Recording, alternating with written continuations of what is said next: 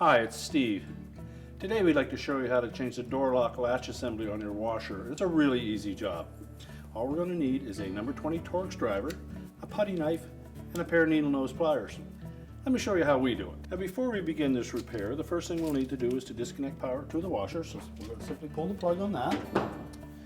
Now there are two methods to replace this door latch lock assembly. The assembly is located right here, and there are two screws that secure it. So we can pull the spring and boot away and do the exchange through that opening. But there's a little mounting clip in there that may be a little hard to access. And if so, you may wish to remove the complete front panel to do that. Now if you choose that option, you'll need to tilt the washer back to remove the lower access panel. We'll have to take the top off and the control panel, the trim around the door, and the front panel as well. But we'll show you the easy method first. The method that we use is to remove this band that secures the door boot to the front panel. And there's a little spring on the bottom of that. We'll locate that, and there's a loop at the end of that spring. So we're just going to grasp that loop, stretch the spring slightly so that we can lift that wire band away from the boot. And we'll just peel that boot or bellows away from the front panel.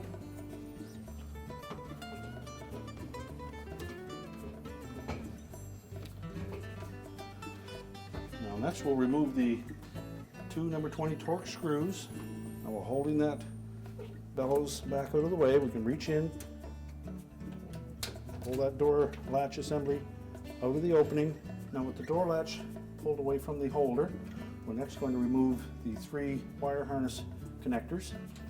So depress the locking tab, grasp the connector, pull it free. And the bottom one has a little tab that you need to just gently lift away.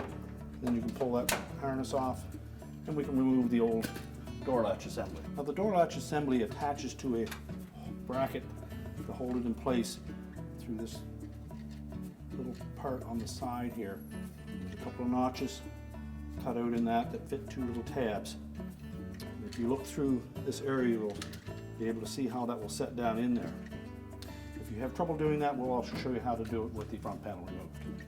So our next step will be to reconnect the harnesses. Make sure that the locking tabs engage on all three harnesses. And we'll tilt it to an upright position. And looking through this opening, you may be able to see where that is going to sit on that holder. We can then reinstall the retaining screws. Now we'll pull the bellows back out through the opening and make sure that it's properly engaged with the lip on the front panel. When it's fitted properly, the flat portion of that flanged bellows will lay against the front panel. We'll then take our band and spring and just locate that spring somewhere close to the bottom. Make sure that the wire band fits into the groove fully. And we're going to take our pliers, we're going to grasp that loop right by the spring, and then we're going to stretch the spring as we pull that band into the opening.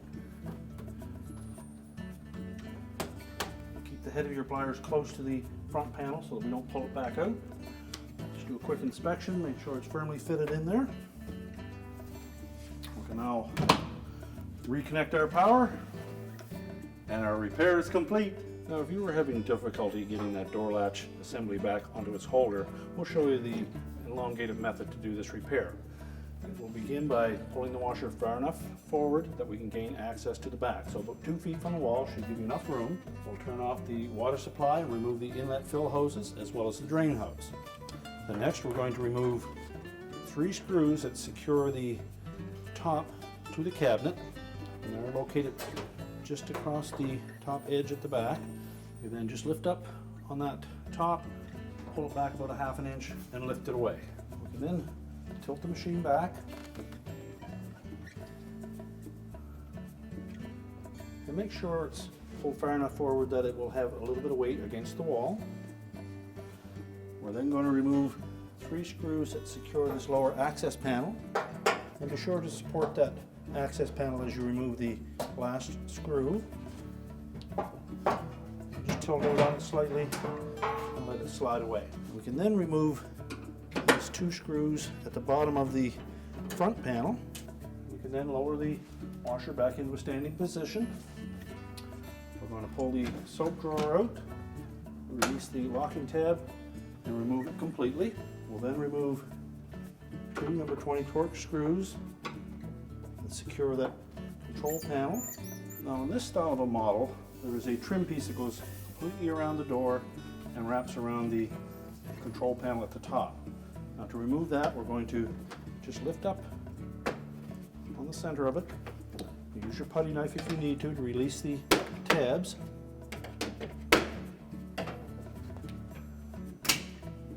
And just carefully pull it away down both sides. And there are 2 clips at the bottom. Once we get that far, we'll just open the door up. Once we get that far, we can just lift up slightly on it and release it. These 2 little tabs in the bottom have a little hook on them that fit into 2 openings in the front panel. So we'll set that aside, open up the door, we'll take a pair of needle nose pliers, and we'll locate that spring that fits on the door boot band. There's a loop in the end of that spring. We'll just grasp one end of that, stretch the springs lightly, and remove the door boot band. You can then pull the door boot away from the front panel, just tuck it into the tub. You can also remove the 2 screws that secure the door latch assembly to the front panel. Now next we're going to remove the control panel, and normally we can just lift up in the center enough to release 2 tabs that are located about here and here. Just tilt that forward enough. You should be able to then take your putty knife and just gently lift up on the top lip of it to release it. There are 2 more tabs at the top, and there's 1 on this side. So we'll take our putty knife. We're just going to go in very carefully on the edge between the side of that control panel and the side panel, and just gently pry out on that enough to release it. And then set that whole control panel right on top. Then there are just 2 screws that secure that front panel and door assembly that we need to remove. So we'll close our door up and remove these 2 screws. And you'll want to support that front panel and door assembly because they are fairly heavy. Now with the screws removed, we're just going to carefully lift out on the bottom of that front panel, pull it away from the little support panel across the top, and we'll set it aside. And that will give us full access to the door latch assembly. It sits on this plastic holder on the right hand side through a couple of little slots there. So we just lift up slightly on it and we can remove it. Depress the locking tabs on the wire harnesses and remove them. And the small one with the 2 blue wires, so you just pull that retaining tab away from it and pull the harness out.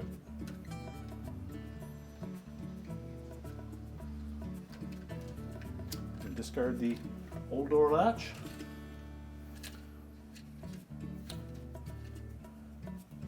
Reinstall the wire harness connectors. Make sure the locking tabs engage fully. Then we'll line up these tabs on the side with these 2 hooks.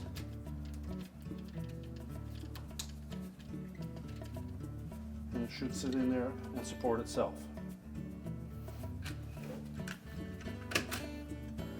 Now when reinstalling the front panel, we want to make sure that we don't jar this harness too much and knock that loose.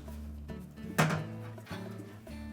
we're just going to tilt it out slightly, make sure that the tabs that the screws go through tuck up in underneath that support panel across the top, pivot it into place,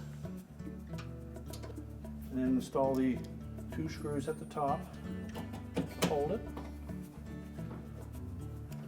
And before we tighten them, Just make sure we have it lined up to the bottom screws.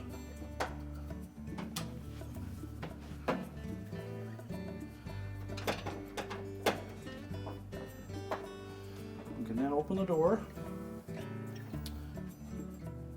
And we'll just make sure that we can fit that door latch assembly through the openings.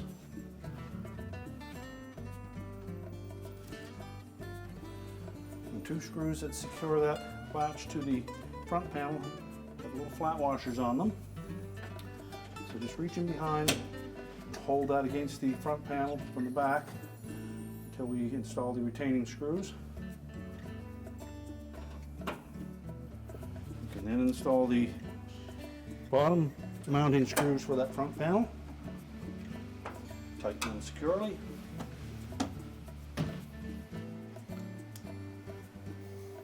Now we can pull that door bellows or door boot out through the opening. And then we want to make sure that we have this flat outer lip of that door boot laying flat against the front panel so that the little V groove will accept that band clamp. And just inspect that to make sure that it is flush all the way around, as it is important that that lay flat or you won't be able to get the clamp back in place.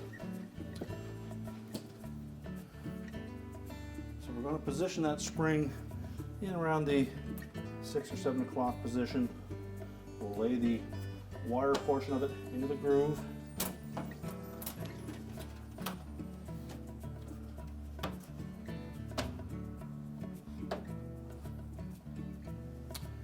While holding that spring against the door boot, we'll take our pliers. Just going to grasp the loop on the end of that wire and pull across so that we stretch the spring and allow that wire to fit firmly into the groove.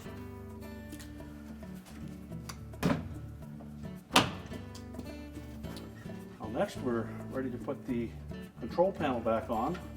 These are the 2 tabs that will fit into those slotted openings in that metal frame, as well as 1 tab on the side that fits into this opening on the right hand side.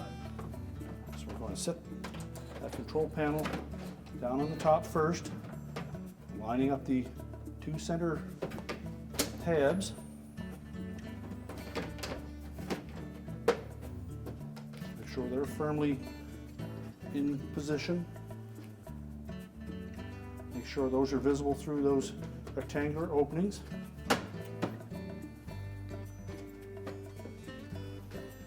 And then we can just pivot that front panel down into position, give it a little bump. And that will lock it in place. Next we'll install the 2 screws we removed in front of the dispenser. Now next we'll put that trim piece back on. We'll want to make sure that we engage these 2 hooks with those 2 rectangular openings at the bottom.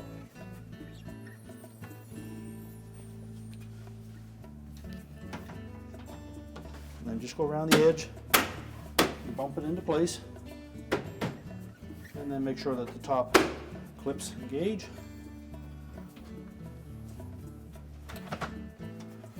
We can then put our soap dispenser drawer back in.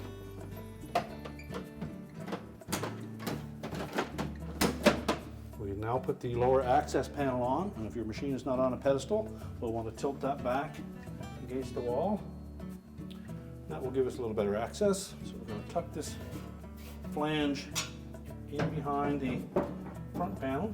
While supporting it in place, we'll reinstall the retaining screws. And carefully lower the washer back to its feet. We'll reinstall the top panel. We're just going to place that a 1/2 inch back from the back edge of that control panel. Slide it forward to lock it in place. And then we'll install the 3 retaining screws at the back. These screws are the longer machine thread screws. We're now ready to reconnect our inlet fill hoses and our power, and our repair is complete.